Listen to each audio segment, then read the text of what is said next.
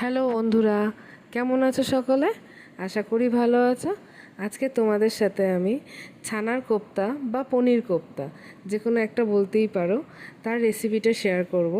আশা করি রেসিপিটা তোমাদের ভালো লাগবে। রেসিপিটা প্রচণ্ড ভালো হয় খেতে, বাড়িতে প্লিজ ট্রাই করবে। চলো কোপ্তা বানাতে কী কী লাগছে এবার দেখে নিই। ছানার কোপ্তা বানানোর জন্য এখানে 1.5 লিটার দুধ নিয়েছি। দুধটাকে ছানা কাটার জন্য নেব।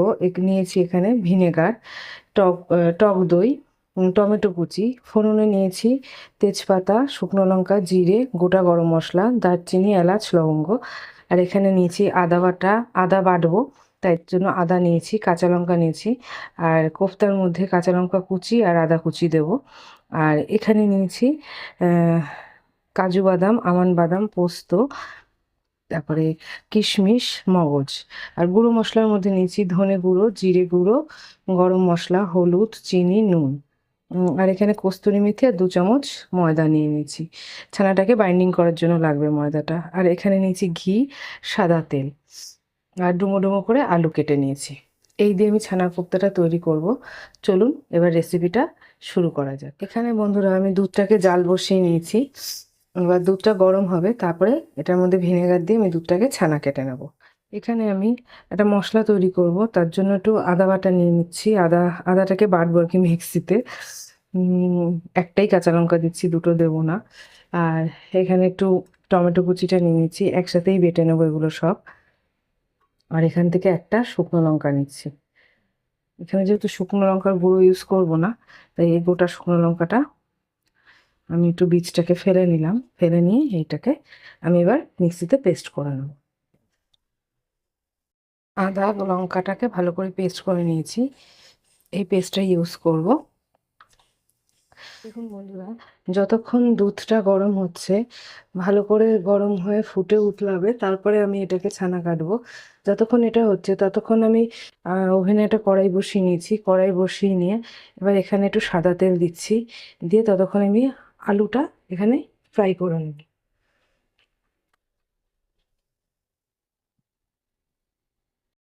তেলটা দিয়েছি, গরম হয়ে গেছে, এবার আমি আলুটা দিয়ে দিচ্ছি। আলুটা ভালো করে ফ্রাই করে নিয়ে তুলে নেব। তারপরে আমি এর মধ্যে আরেকটু তেল দেবো, দিয়ে তারপরে ছানার কোপ্তাগুলো এই তেলেই ভাজবো। ততক্ষণ আলুটা ফ্রাই হোক।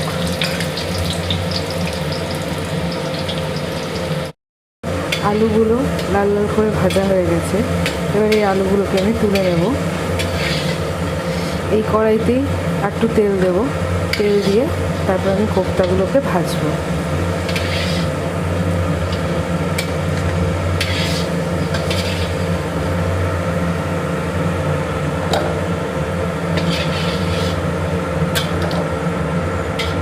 তুলে নিলাম।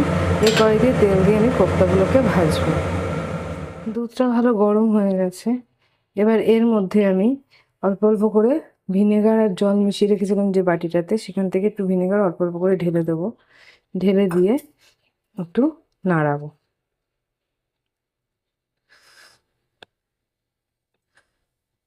আস্তে আস্তে ছানা কাটতে শুরু করে দিয়েছে। আপনারা এটা লেবু দিয়েও কাটতে পারেন, আমি ভিনেগার দিয়ে কাটছি, তাড়াতাড়ি হয়। দুবারে মিশিয়ে নিলাম। এই অবস্থায় গ্যাস ওভেনটা আমি বন্ধ করে দেবো। ছানাটা তাহলে সফট হবে। ভালো করে ছানাটা মিশে হোক, কাটুক। তারপরে আমি ছানাটাকে ছেঁকে নেব। ছানাটাকে ভালো করে ছেঁকে নেব। একটা পাত্রের মধ্যে ঢেলে নিচ্ছি। ছানার জলটা কিছুটা রাখবো, মশলাটা এই জলটা দিয়েই কষাবো।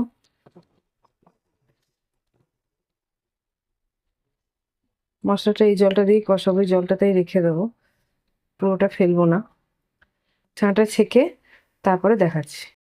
ছানাটাকে ভালো করে ধুয়ে নিচ্ছি। যেহেতু ভিনেগার দিয়ে কেটেছি, তাহলে ভিনেগারের ফ্লেভারটা বেরিয়ে যাবে।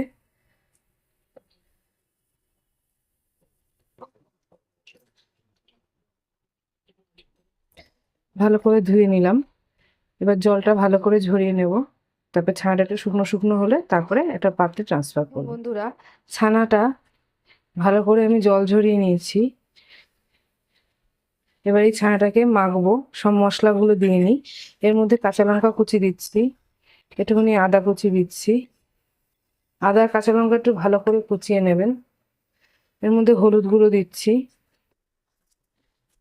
গরম মশলা গুঁড়ো দিচ্ছি, ধনে গুঁড়ো দিচ্ছি, চিনিটাও দিয়ে দিচ্ছি।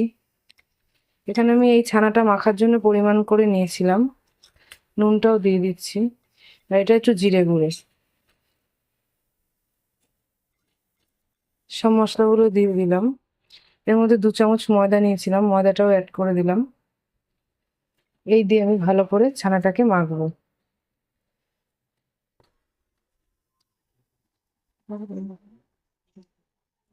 মশলাগুলো ভালো করে মেখে নিয়েছি। এবার এখানে কিছুটা কাজু বাদাম গুঁড়ো করে দিয়ে দিচ্ছি। এটা অপশনাল, যাদের ইচ্ছা হবে দেবেন, দিলে খেতে ভালো লাগে মুখের মধ্যে পড়লে। আর এখানে 1 চামচ ঘি দেব।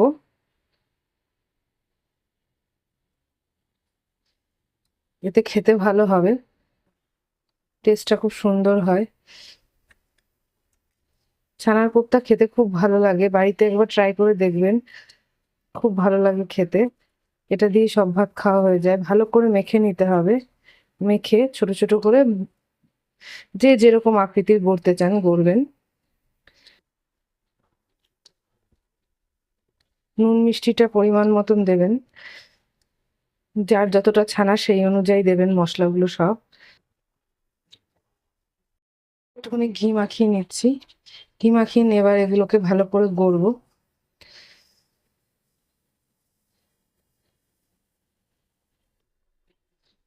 এরকম করে গড়তে হবে।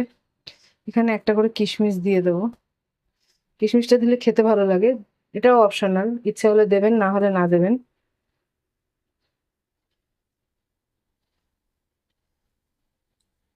কাঁচা লঙ্কা আর আদা কুচিটা যত মিহি কাটবেন তত কোপ্তা খেতে ভালো হবে।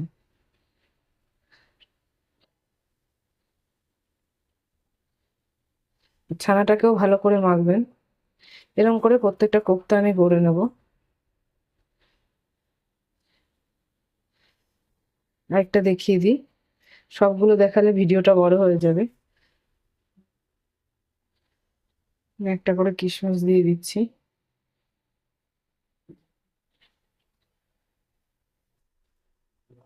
এরকম করে সব কোপ্তাগুলো গড়ে নেব। গড়ে নিয়ে তারপর তেলে ফ্রাই করব। এতে যে আলু ভেজেছিলাম, যা তেল ছিল তার মধ্যে একটু তেল অ্যাড করছি। এই তেলে আস্তে আস্তে ছানা কোপ্তাগুলো ভেজে নেব।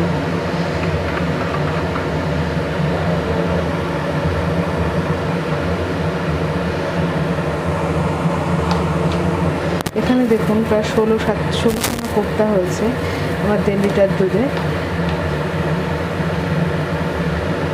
আমি এরকম আকৃতির শক্ত কোপ্তাগুলোকে তৈরি করেছি। তেলের টেম্পারেচারটা দেখার জন্য ছোট কোপ্তাটা আগে দিলাম।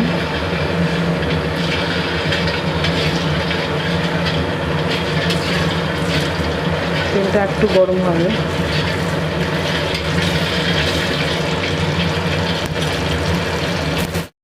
মিডিয়াম আঁচ, কম আঁচে রেখে কোপ্তাগুলো আস্তে আস্তে দিচ্ছি। একসাথে বেশি দেবেন না, তাহলে উল্টাতে অসুবিধা হবে।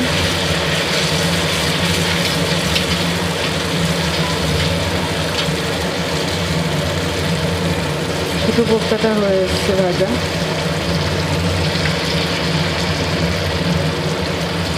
হালকা লাল করে ভেজে নেব। হোক, 1 পিঠ ভাজা হয়ে গেছে। হালকা এরকম বাদামি করে একটু ভেজে নিতে হবে। ছানার কোপ্তা খেতে খুব ভালো হয়, আমাদের বাড়িতে তো সবাই খুব ভালো খায়। নিরামিষের দিন বেশ ভালোই লাগে, এই দিয়ে ভাত খাওয়া হয়ে যায়। নিরামিষের দিন রান্না খুব ঝামেলা হয়, মাছ মাংস থাকে না, ছেলে কিছু খেতে চায় না। এখানে আমি আরেকটা দিয়ে দিচ্ছি, হতে থাক। একটু হালকা লালচে বাদামি করে ভেজে নেব, সবগুলো ভেজে তুলে নেব। বন্ধুরা, এরকম লালচে বাদামি করে ভেজে নেবেন। আমার একটা দুটো ভাজা হয়ে গেছে, এরকমভাবে ভাজবেন, এরকমভাবে তুলে নিচ্ছি যেগুলো ভাজা হয়েছে। দেখুন এরকমভাবে ভেজে নেবেন সব কোপ্তাগুলোকে, বেশি কড়া ভাজবেন না, তাহলে খেতে ভালো লাগবে না। এরকম দু পিঠ হালকা লালচে হবে, এই অবস্থায় তুলে নেবেন। এটা একটু হবে, এরকমভাবে সব কোপ্তাগুলো ভেজে নিয়ে তারপরে আমি আপনাদের বাকি রেসিপিটা কন্টিনিউ করছি। বন্ধুরা, সব কোপ্তাগুলো আমি ভেজে এরকমভাবে তুলে নিয়েছি। এবার যে গোটা গরম মশলা, জিরা, শুকনো লঙ্কা, তেজপাতা রেখেছিলাম, এটা ফোড়নে দেবো। যেটুকু তেল আছে ওই তেলেই দেবো।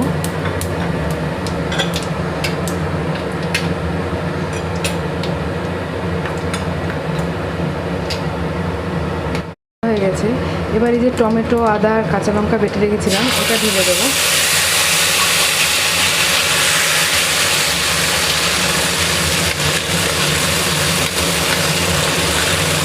এখানে আমি শুকনো লঙ্কার গুঁড়ো ইউজ করিনি, তাই জন্য টমেটোর মধ্যে একটা শুকনো লঙ্কা দিয়ে টমেটোর সাথেই ব্লেন্ড করে, মানে পেস্ট করে নিয়েছি। এবার মিক্সার জারটাকে ভালো করে ধুয়ে ওর মধ্যে যে জলটা ছিল সেই জলে একটু ধনে, জিরে গুঁড়ো, ধনে গুঁড়ো, হলুদ গুঁড়ো আর নুন, একটু মিষ্টি এর মধ্যে দিয়ে দিয়েছি। টমেটো ভালো করে ভাজা হোক, ওই মশলাটা এর মধ্যে ঢেলে দেবো।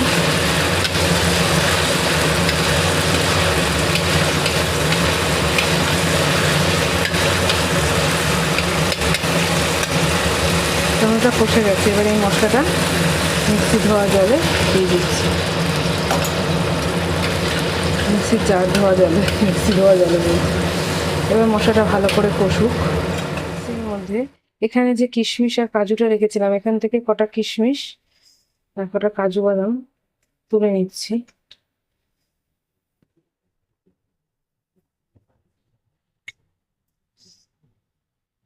এটা একটু ঝোলে দেবো, খেতে ভালো লাগবে। আর বাকিটা মিক্সিং জারে দিয়ে ব্লেন্ড করে নেব।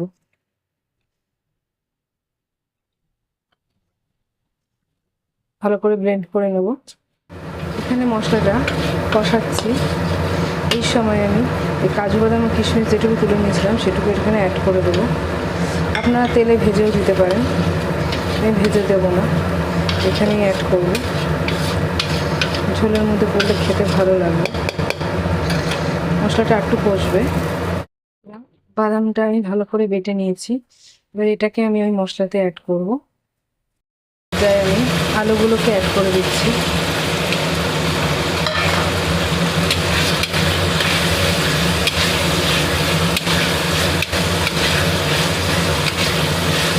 নেড়ে চেড়ে মশলাটা ভালোই কষে গেছে, তেল উঠে গেছে।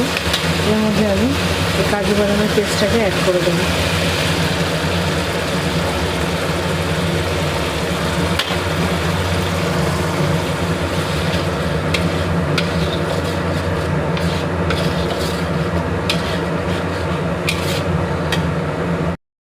এর সাথে এই মিক্সারটা ধুয়ে একটু জল অ্যাড করছি, এটাকে ভালো করে কষাবো।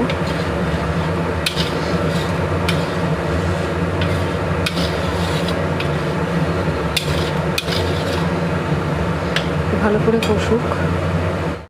আমি টক দইটা ফেটিয়ে রেখেছিলাম, সেটা অ্যাড করে দিচ্ছি।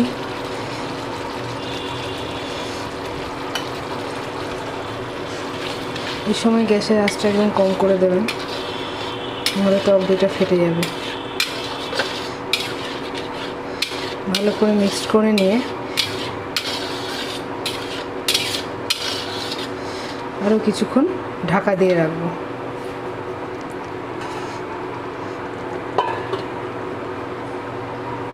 এবার একটু নাড়াচাড়া করব। নাড়াচাড়া করে যতটুকু গ্রেভি আপনারা রাখতে চান এর মধ্যেই জল অ্যাড করে দেবো। যেটুকু গ্রেভি রাখতে চান সেটুকু। আর আমি এখানে জল অ্যাড করব না, যে ছানা কাটার যে জলটা সেই জলটা অ্যাড করব। এটা প্রচুর ক্যালসিয়াম এই জলটা আমি ফেলি না, ছানা কাটলেই আমি এই জলটা রেখে দিই, এটাই রান্নায় ইউজ করি।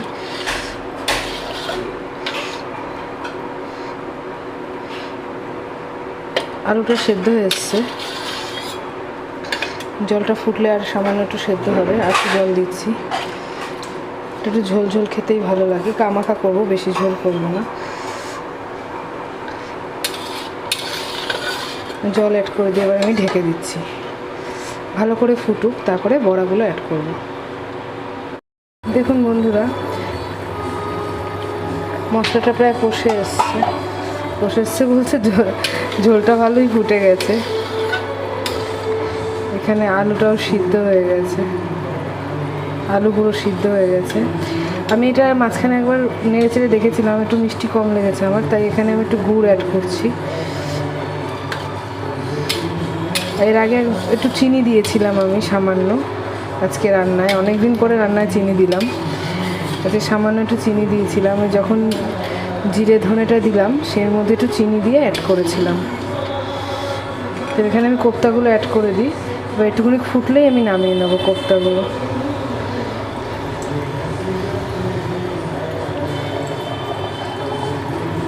এটা খেতে খুব ভালো লাগে, নিরামিষে এটা খুব সুন্দর আইটেম।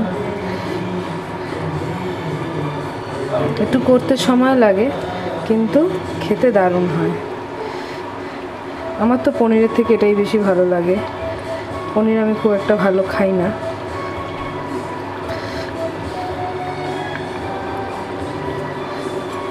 সব কোপ্তাগুলো আমি অ্যাড করে দিলাম, এবার একটুখানি ফুটবে, ফুটলেই আমি নামিয়ে নেব। এই পর্যায়ে আমি আর ঢাকবো না, একটু ফুটুক। দেখুন বন্ধুরা, এবার এর মধ্যে আমি এটা নামাবো, তাই আগে একটু গরম মশলা দিয়ে দিচ্ছি।